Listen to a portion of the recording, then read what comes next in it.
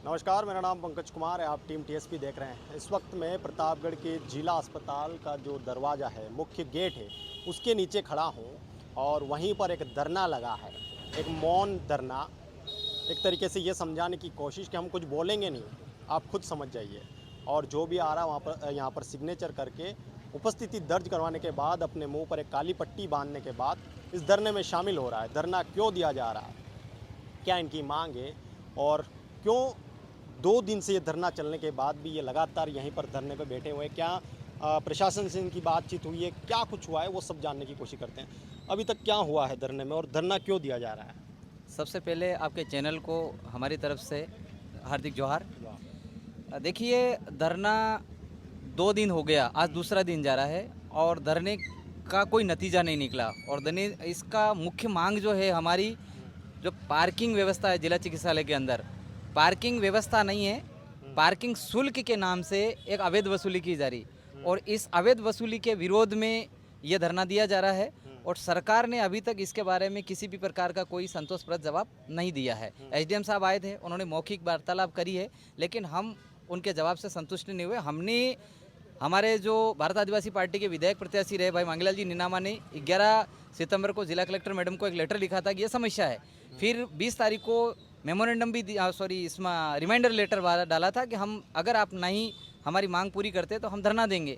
तो मैडम ने उसके बारे में भी कोई सुनवाई नहीं करी, तब जाकर के हम धरने पे बैठे हैं। और आज दूसरा दिन है, लेकिन सरकार के अधिकारी जो हैं वो टाल मटोल कर रहे हैं, संतोषप्रद जवाब नहीं दे रहे हैं। और हम आपको दिखाना चाहेंगे कि ये कुछ ये जो इनकी रसीदी हैं राजस्थान मेडिकल रिलीफ सोसाइटी के जो जिला चिकित्सालय द्वारा जो कर रखा नॉमिनेट, इनकी तरफ से जो पर्चियाँ आप देख सकते हैं कि यहाँ पर ना तो इनका कोई क्रमांक है और ना ही इसमें कोई राशि लिखी हुई है।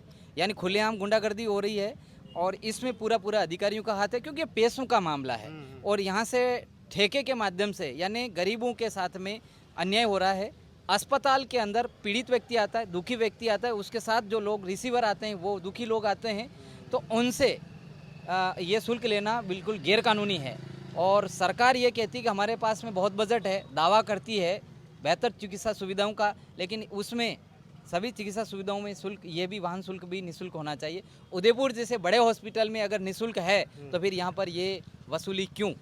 और वसूली करने का तरीका भी इनका दादागिरी का है। और पिछले 8 दिन पहले एक वीडियो वायरल हुआ था जिसमें यहाँ के जो ठेका कर्मियों द्वारा गरीबों के साथ में जो दादागिरी करी थी, उसका वीडियो वायरल हुआ था और इसका लिखित में कलेक्टर को लिखने के बाद भी कोई एक्शन प्रशासन ने नहीं लिया। तो हम जब तक हमारी मांग पूरी नहीं होती, जब तक लिखित में आश्वासन नहीं मिलता, तब तक हम यहाँ से नहीं उठेंगे। और हम दोनों साथी जो बात कर रहे हैं, हम 2 साथी बात कर रहे हैं, हम दोनों एडवोकेट हैं और हम लोगों को जो अपने नॉमिनेट कर रखा है बातचीत करने के लिए, जो हम दोनों बात कर रहे हैं, बाकी हमारे सारे साथी मौन व्रत धारण करके बैठे हुए हैं। हाँ, मैं देख भी पा रहा हूँ कि जो आपके साथ में धरने में मौजूद हैं वो लोग जो है काली पट्टी बांधकर मौन धरना दे रहे हैं। ये मौन धरने से क्या मतलब संदेश पहुंचाना चाह रहे हैं, काली पट्टी बांधकर जो एक तरीके से चुपचाप तरीके से यहाँ बैठे हुए हैं? क्योंकि मैंने देखा है कई बार नारेबाजी वाले धरने देखे हैं, बोल कर या अपना संदेश पहुंचाकर, वो चीज़ें मैंने देखी है, लेकिन पहली बार इस तरीके का धरना, इससे क्या संदेश देना चाहते हैं? सबसे पहले आपके चैनल को जोहार। मैं सानोहाड़ा एडवोकेट बिल प्रदेश मुक्ति मोर्चा का प्रदेश आयोजक हूँ। कल शाम को एक लेटर आया था कि आपको समर्थन में आना है, तो हमने बिल प्रदेश मुक्ति मोर्चा की यूनिट ने आज समर्थन दिया है। दूसरी चीज़ आपने बताया कि ये जो धरना है वो मौन क्यों? क्योंकि हम विगत 5-6 महीने से ज्ञापन के माध्यम से कलेक्टर महोदया को ज्ञापन दिया कि भाई यहाँ पर अवैध वसूली हो रही है, बस सलूकी हो रही है, वाहन पार्किंग के नाम पर लूटपाट हो रही है, नहीं देने पर गाड़ी की चाबी छीन लेना, किसी का कॉलर पकड़ लेना, किसी को झापड़ मार देना, किसी को माँ बहन तक की गालियाँ देना, ये गलत है। लेकिन सरकार ने उस मामले को संज्ञान में नहीं लिया।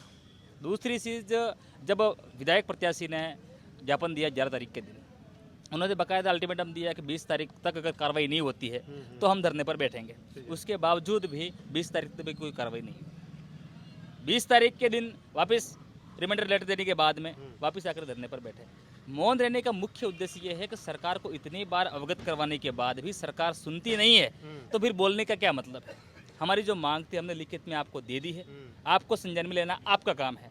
हम बोल के करें क्या? जितने बार लिख करके दिया, अगर पढ़े लिखे अधिकारी होते तो सुनवाई होती, या फिर सुनने वाले होते तो बोलने का मतलब रहता। जब लिख करके दिया कार्रवाई नहीं हुई, बोल करके अवगत करवाया, कार्रवाई नहीं हुई। तब मौन रह करके लिखित में दे दिया है कि जब तक आप सुनोगे तब तक हम मौन रहेंगे। ये हमारा है।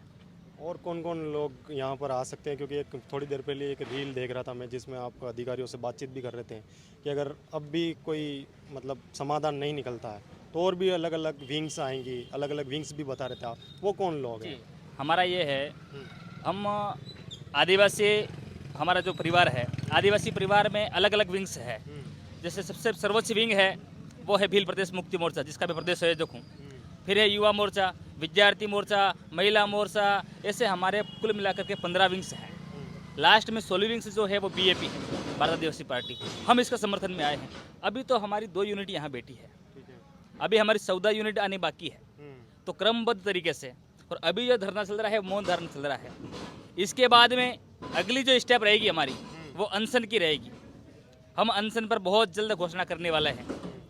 अगर यहाँ पर बैठे हुए हैं, अभी आप देख रहे हो कल इतना तगड़ा बरसात हुई है, 1.5 घंटा बरसात हुई है, ये धरनार्थी बैठे हुए थे, यहाँ पानी घुस गया, बैठना ठीक है, खड़े रहने की जगह नहीं, फिर भी धरनार्थी यहाँ से नहीं उठे, ये आपने देखा है। उसके बावजूद भी सरकार गूंगी बनकर के, बेरी बनकर के बैठी हुई है। हम चाहते हैं कि सिर्फ हमने ये कहा है कि यहाँ पर जो पार्किंग के नाम पर अवैध वसूली हो रही है उसको बंद करो। ये बंद क्यों नहीं कर रहे हैं? क्योंकि इनको सबसे बड़ी मोटी रकम ही यहीं से मिल रही है, क्योंकि सरकार ने सारी सुविधाएं फ्री कर रखी है, दवाई गोली फ्री है। कितना एंड रिजल्ट क्या चाहते हैं, मतलब धरने से कब संतुष्ट होकर आप उठेंगे? धरने से हम संतुष्ट तब होंगे जब पूर्ण तरीके से ठेका निरस्त हो।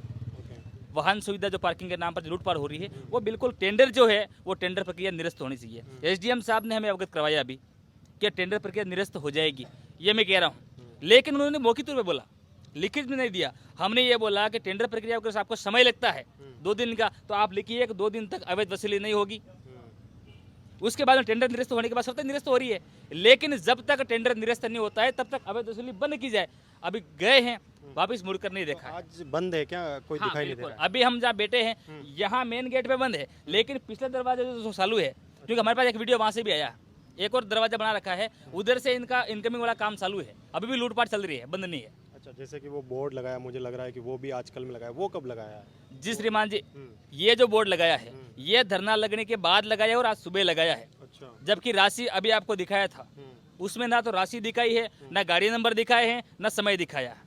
यहाँ जो गवर्नमेंट का रूल है सिक्योरिटी का, इन सिक्योरिटी वालों को यहाँ से अंदर लगा रखा है, जबकि सरकार की तनख्वाह पे लगे हुए हैं। इनको यहाँ बैठना चाहिए, पूछना चाहिए कि भाई आपको यहाँ ठहरना है, ये खाली मिलने के लिए आए हो? बिल्कुल सही बात है। मिलने के लिए आए हो तो वाहन सुविधा, पार्किंग सुविधा उधर है। अगर आपको नाइट रुकना है तो पार्किंग सुविधा उधर है, ये गवर्नमेंट का काम है। लेकिन वो ना करवा करके भाड़े के लोग रखे हुए हैं।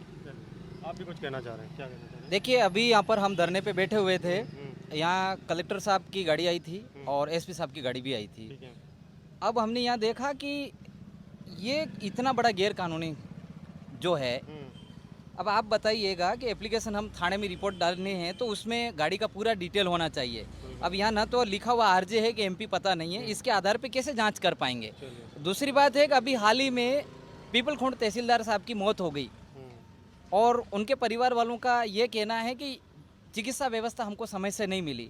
आप देखिए, इतने बड़े अधिकारी को अगर ऐसी व्यवस्था नहीं मिल पाती है तो आप बताइए आम आदमी के लिए क्या है चिकित्सा व्यवस्थाएं? और सरकार दावे कर रही है कि हम चिकित्सा व्यवस्थाएं मजबूती के साथ दे रहे हैं। अरे, आपकी पार्किंग व्यवस्था क्लियर नहीं है, चिकित्सा व्यवस्थाएं क्लियर नहीं है, एक इतना बड़ा अधिकारी एक्सपायर हो जाता है इस मैटर में, तो आप बताइएगा कि क्या अधिकारियों को पता नहीं है कि यहाँ पर गलत काम नहीं हो रहा है, लापरवाही हो रही है? यहाँ पर मैं भी देख पा रहा हूँ कि कुछ रसीदें हैं जिनमें स्पष्ट रूप से तारीख भी नहीं दिखाई दे रही, क्योंकि हैंड राइटिंग ही कुछ ऐसी इस्तेमाल की गई है। आगे आधी जगह पर ठेकेदार के हस्ताक्षर भी नहीं है और ना ही बहुत जगह ये भी मेंशन नहीं है कि वाहन कौन सा है, और बहुत जगह तो जो गाड़ी नंबर है वो भी नहीं है। तो बात तो सच है कि किस आधार पर पैसा लिया जा रहा है और क्या प्रूफ है कि आप पैसा ले रहे हैं। दूसरी चीज़ मैंने भी ऑब्ज़र्व करी है यहाँ पर कि जब गाड़ी अंदर जाती है तो शायद नियम ये होना चाहिए कि शुल्क अगर ले रहे हैं तो उसी वक्त लिया जाए और उसको रसीद दी जाए बाकायदा कि आपकी गाड़ी रखने का ये रसीद है। लेकिन जब व्यक्ति दोबारा लौट कर आता है तब उसे रसीद दी जाती है और उससे शुल्क लिया जाता है। अगर इस बीच उसकी गाड़ी अगर घूम गई तो उसका कौन जिम्मेदार है, और उसके पास तो रसीद भी नहीं होगी। तो ये तमाम जो सवाल है ये बड़े सवाल है। और दूसरी जो नियम है, कुछ नियम अब लगा दिए गए, वहाँ पर एक बोर्ड लगा दिया गया, वो पहले नहीं था, वो भी एक बार मैं दिखाऊंगा। मैं एक बार वो दिखा देता हूँ सर, है ना। चलिए एक बार वो दिखाता हूँ मैं कि वो जो है बोर्ड अब लगाया गया है, पहले वो बोर्ड नहीं था। बहुत बार हमने भी कोशिश करी कि वो बोर्ड लगे, लेकिन शायद एक आंदोलन या कह लीजिए धरना उसकी मांग थी और उसी के बाद शायद ये सजग हुए हैं। एक तरीके से ये देखिए, एक यहाँ पर बोर्ड लगाया गया है, राजस्थान सरकार कार्यालय सचिव, राजस्थान मेडिकल रिलीफ सोसाइटी, जिला चिकित्सालय प्रतापगढ़, राजस्थान। साइकिल का 2 रुपये है और पूरे दिन का जो है 4 रुपये है, ये प्रति 2 रुपये। मोटरसाइकिल का 5 रुपये, लेकिन ऐसा होता नहीं है, ये अमूमन 10 रुपये ही यहाँ पर शुल्क लिया जाता है। और जब गाड़ी अंदर जाती तब तो रसीद भी नहीं दी जाती, जब बाहर आती है तब उससे लिया जाता है। कार जीप का 20 रुपये है और एक बार आने का 10 रुपये है। लेकिन ये कौन मेक श्योर करेगा कि गाड़ी किस लिए आई है, कितनी बार आई है, क्या दिन भर के लिए आई है, एक बार के लिए आई है, इसका कुछ भी लेना देना नहीं। ये बस जैसा उनका मन करता है उस तरीके से ये लिया जाता है, ये मैं भी जानता हूँ। और यहाँ पर जो जितने भी लोग हैं, जितना भी स्टाफ है, जितने भी अधिकारी, वो सब भी जानते हैं। लेकिन क्योंकि शायद हर चीज़ को मनवाने के लिए यहाँ पर धरने दिए जाने ज़रूरी हो गए हैं, यहाँ पर लोग आवाज़ उठाए वो ज़रूरी हो गया, उसी के बाद कुछ एक्शन लिया जाता है और उसके बाद भी एक्शन नहीं लिया जाता है, ऐसा भी होता ही है। तो ये बोर्ड जो है आज सुबह ही लगाया गया है। अजय एक बार मैं फिर दिखा देता हूँ, ये गेट है, यहीं से जो है वो शुल्क लिया जाता है और उसी शुल्क को ना लिया जाए, उसी के लिए एक मांग उठाई जा रही है।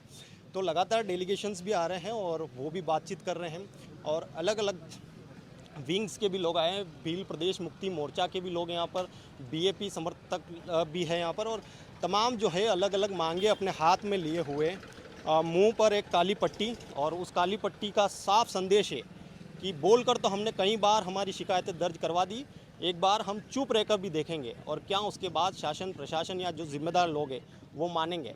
चलिए हम भी इंतज़ार करते हैं कि क्या इस धरने का रिज़ल्ट आता है, इस मौन धरने का क्या रिज़ल्ट आता है और इसके बाद क्या चीज़ें होगी वो भी देखेंगे और आप तक भी पहुंचाने की कोशिश करूंगा। मेरा नाम पंकज कुमार है, आप टीएसपी देख रहे हैं। धन्यवाद।